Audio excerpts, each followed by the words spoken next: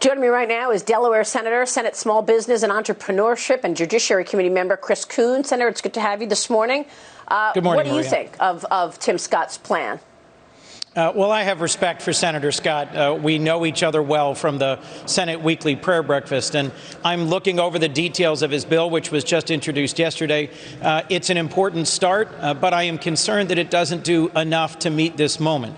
In the 3 weeks since George Floyd was murdered in Minneapolis, we've seen literally millions of Americans of all backgrounds in towns and cities, large and small, across our country take to the streets, mostly peacefully, asking for change. So I'm hopeful that we can come to an agreement between Republicans and Democrats on a list of amendments that we would debate on the floor that would significantly strengthen this bill.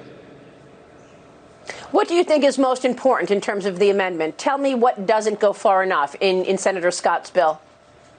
Well, there's just two general buckets, if I could. One is instead of encouraging, requiring a ban on chokeholds, for example, a ban on no-knock warrants, and then more broadly, accountability, making it easier for federal prosecutors to investigate and prosecute exceptionally sort of way out of the usual civil rights violations by law enforcement officers.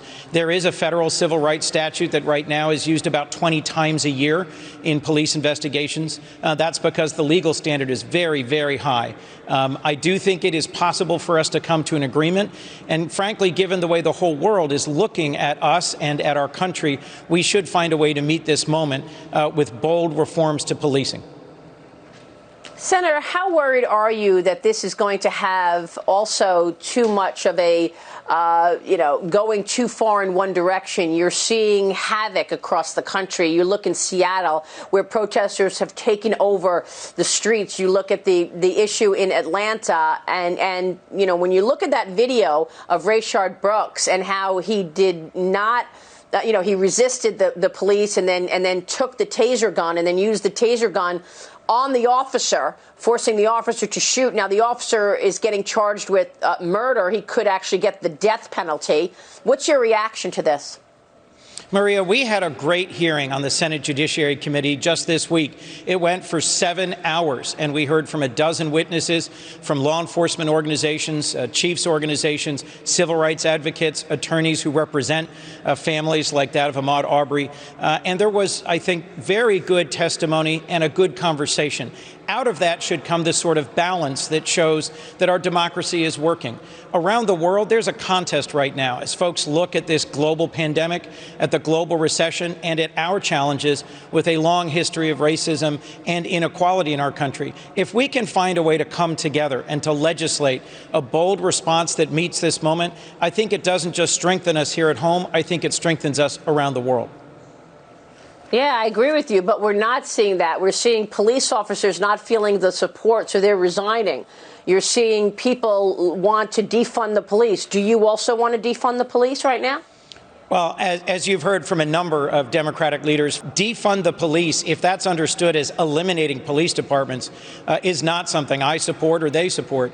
If what it means is we're asking the police to handle homelessness, mental health issues, substance abuse issues, and we should be providing more funding to respond to those, that frankly we're putting too many social problems on the backs of police and should instead be better funding an appropriate response from mental health professionals or housing counselors.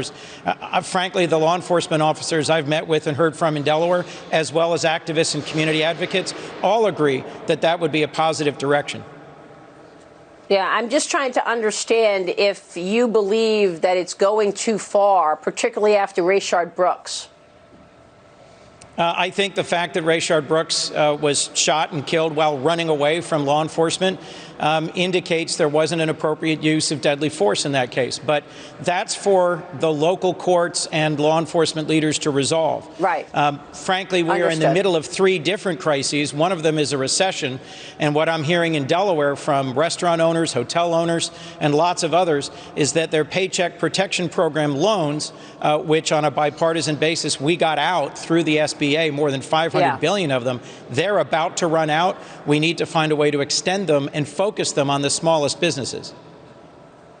And you have a new bill, the Prioritized Paycheck Protection Program Act, that would authorize new lending for small businesses with less than 100 employees. You're also part of a bipartisan effort to expand national service programs like AmeriCorps to help combat COVID-19. Senator, this is a very important piece of legislation, particularly given the fact that some of the SBA emergency loan program left behind many of America's neediest companies. This is the story in the Journal this morning. Tell me more about these efforts, and are you going to be able to hit those small mom and pop businesses that cannot make it out of this, that aren't even big enough to have banks? They don't have regular banking relationships. That's right, Maria. One of the ways in which I've been working to respond to calls I get every day from constituents is to authorize a second round of PPP loans to grants. I'm introducing a bill today with several of my colleagues, Senators Cardin and Shaheen. We're working to get a Republican co-sponsor, and I'm optimistic about that. There is still $140 billion in the PPP program not yet spent.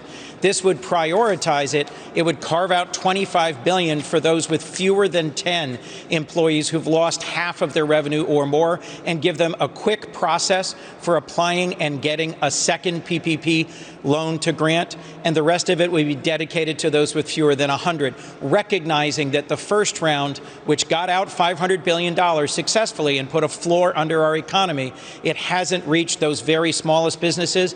I do think this can be bipartisan. The National Service Bill, I am grateful for Senator Wicker, Senator Cornyn, Senator Rubio, and others. We are working together to dramatically expand national service so that hundreds of thousands of young Americans can have the chance to go to work with local nonprofits, helping our communities and country. Do you have a must-ask question for the head of the SBA? She's going to be joining me in about an hour, given your legislation. The piece of the SBA program in the CARES Act that worked the least well was the EIDL grants. What are they doing to speed up the process and get those out to businesses? All right, Senator, thanks very much for joining us. Good to see you, sir. Chris Coons. We'll be right back.